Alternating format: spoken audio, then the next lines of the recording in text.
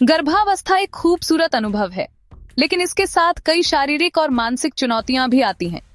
क्या आप जानते हैं कि प्रेगनेंसी के दौरान होने वाली आम समस्याएं कौन कौन सी होती हैं और उनसे कैसे बचा जा सकता है? पहली तिमाही में सबसे आम समस्या है मॉर्निंग सिकनेस यानी मिचली और उल्टी। यह हार्मोनल बदलाव की वजह से होती है।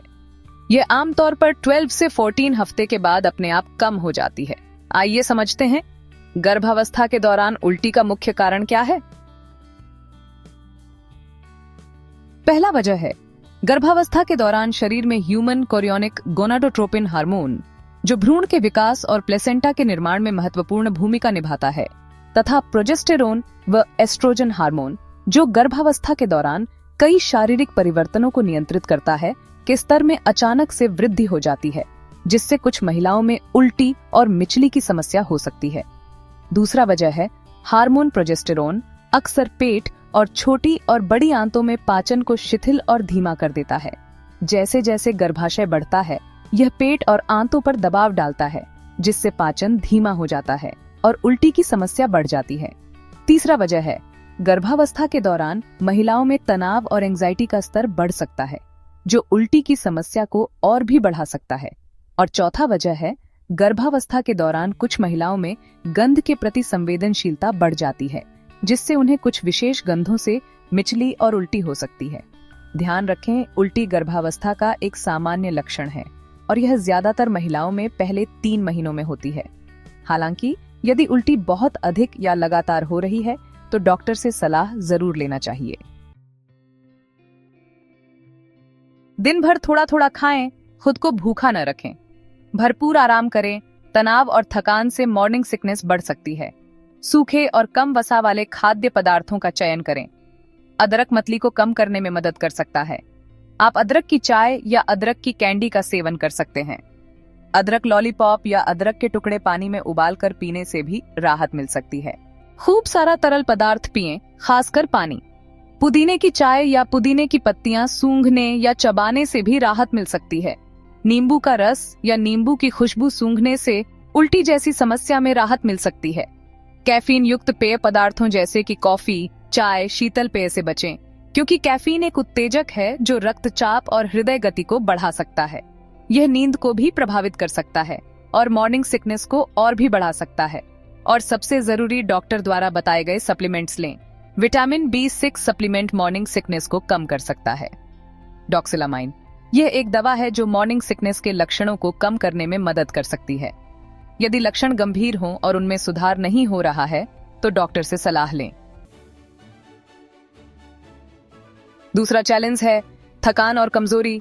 प्रेगनेंसी के दौरान शरीर में आयरन और ब्लड की जरूरत बढ़ जाती है, जिससे थकावट महसूस होती है। भरपूर आराम करें। आयरन और फोलिक एसिड युक्त आहार लें।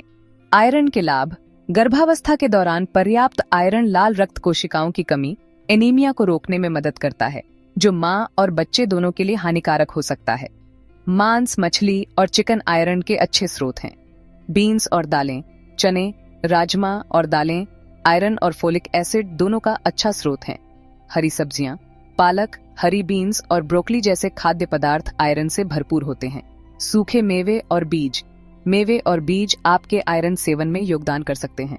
शुद्ध अनाज, रोटी और चावल में आयरन को बढ़ाने के लिए फोर्टिफिकेशन की जाती है। गर्भावस्था के दौरान आपको प्रतिदिन लगभग 27 मिलीग्राम आयरन की आवश्यकता होती है, जो आपकी सामान्य आवश्यकता से 2 गुना है। डॉक्टर की सलाह से सप्लीमेंट्स लें। फोलिक एसिड शिशु के तंत्रिका तंत्र के विकास के लिए बहुत महत्वपूर्ण है।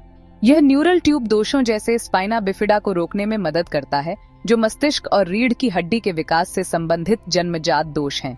हरी सब्जियां, पालक, ब्रोकली और हरी बीन्स फोलिक एसिड से भरपूर होती हैं। फल, संतरा, अंगूर और अमरूद जैसे फल फोलिक एसिड के अच्छे स्रोत हैं। बीन्स और दालें, चने, राजमा और दालें फोलिक एसिड का अच्छा स्रोत हैं। एवोकाडो में फोलिक एसिड की मात्रा अधिक होती है। अंडे में भी फोलिक एसिड पाया जाता है। फोलिक एसिड की दैनिक खुराक 400 माइक्रोग्राम से लेकर 800 माइक्रोग्राम तक लेनी चाहिए, खासकर गर्भावस्था के पहले 3 महीनों के दौरान। अपने डॉक्टर से गर्भावस्था के दौरान आयरन और फोलिक एसिड की सही खुराक के बारे में बात करें।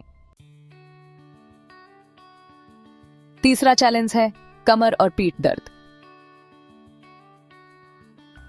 जैसे जैसे बच्चा बढ़ता है, शरीर का वजन बढ़ता है, जिससे पीठ दर्द होना सामान्य है।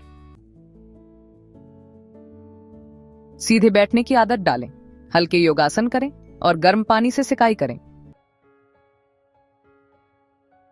चौथा चैलेंज है कब्ज यानी कॉन्स्टिपेशन। हार्मोनल बदलावों की वजह से पाचन प्रक्रिया धीमी हो जाती है, जिससे कब्ज की समस्या हो सकती है।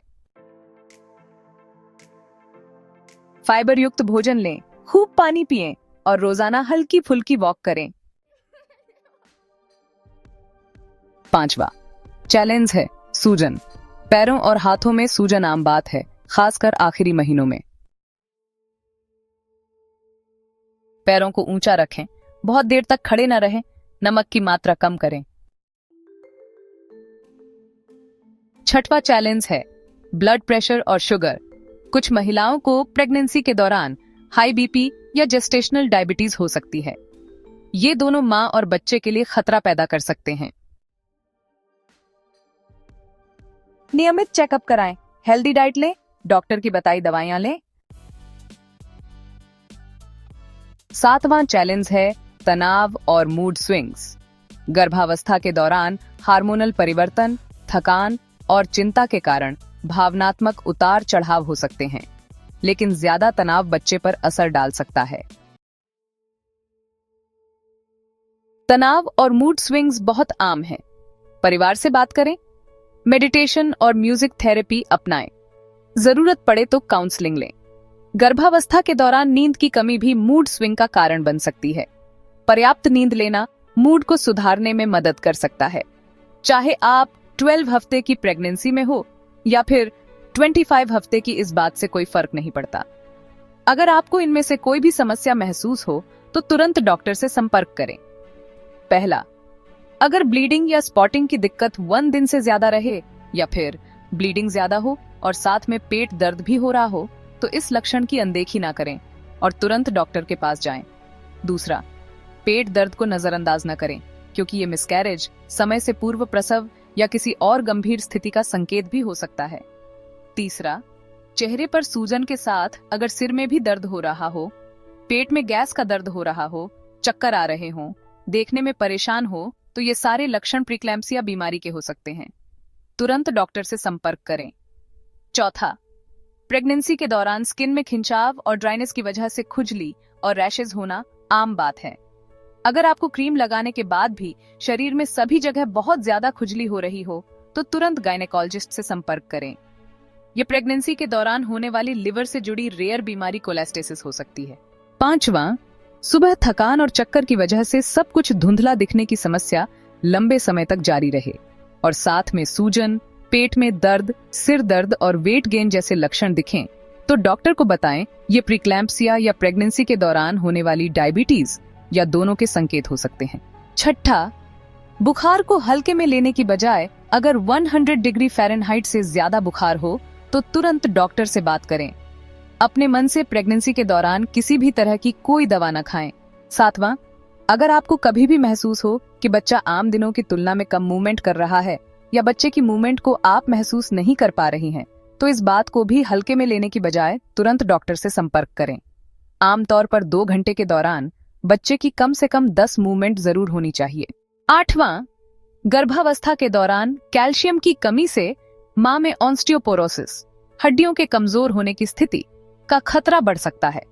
यह मां के शरीर में बच्चे के विकास के लिए जरूरी होता है, जिससे बच्चे की हड्डियों और दांतों को मजबूती मिलती है, मांसपेशियों के विकास और तंत्रिका तंत्र के कार्य में भी मदद मिलती है। मां को प्रतिदिन 1200 से 1500 मिलीग्राम कैल्शियम की आवश्यकता होती है। 9वां, विटामिन डी शरीर में कैल्शियम को अवशोषित करने में मदद करता है, जो हड्डियों के विकास के लिए महत्वपूर्ण है, खासकर तीसरी तिमाही में, जब बच्चे की हड्डियों का विकास तेजी से होता है। विटामिन डी की कमी से बच्चे में रिकेट्स, हड्डियों का नरम होना और मां में भी हड्डी से संबंधित समस्याओं का खतरा हो सकता है। गर्भवती महिलाओं को प्रतिदिन 10 से 20 माइक्रोग्राम विटामिन डी की आवश्यकता होती है। हर महिला की प्रेगनेंसी अलग होती है। एक महिला के गर्भवती होने पर उसके शरीर में बहुत सारे बदलाव होते हैं। 9 महीने एक महिला में धैर्य, समझ, ताकत और साहस पैदा करते हैं, जिसकी वजह से वह एक नए जीवन को जन्म दे पाती है। गर्भावस्था की विभिन्न जटिलताओं को अगर आप पहचान लें और समय पर कदम उठाएं, तो उनसे निपटा जा सकता है और ये सफर और भी आसान और सुंदर हो सकता है। यह बहुत जरूरी है कि गर्भावस्था के दौरान आप खुश रहें और स्ट्रेस न लें। गर्भवती महिलाओं को हमेशा दिमाग से शांत व सकारात्मक रहना चाहिए और वो सभी काम करने चाहिए जिससे उन्हें खुशी मिलती है। अगर आप गर्भवती हैं या किसी गर्भवती महिला की देखभाल कर रहे हैं, तो यह जानकारी आपके लिए बेहद जरूरी है। याद रहे, स्वस्थ मां मतलब स्वस्थ बच्चा। वीडियो पसंद आया हो तो लाइक करें, शेयर करें और चैनल को सब्सक्राइब करना ना भूलें।